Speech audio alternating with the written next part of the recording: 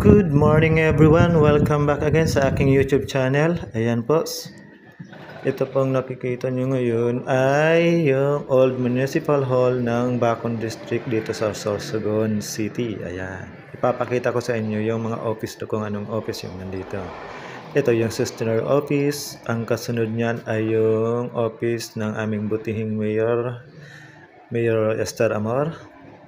Ayan. Mayor ng aming Sorsogon City. Balik tayo. Papakita ko din sa inyo yung opisina ng Treasury's Office and CSWD. Ayan, yan ang opisina ng Treasury's Office at saka ng CSWD. Ayan, balik tayo. Punta tayo sa second floor at may ATM din pala rito. Ayan, punta tayo sa second floor. Matagal na to, tinayo to noong 1754.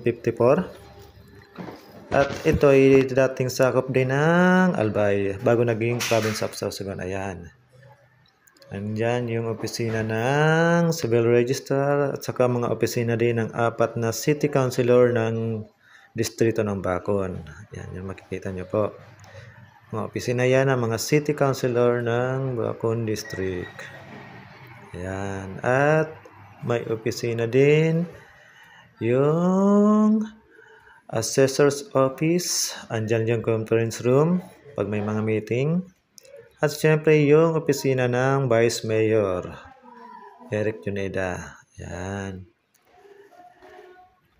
Matagal na to na munisipyo na to. At pinarenovate lang to noong taong 2001 nung naging mayor si Esther Amor.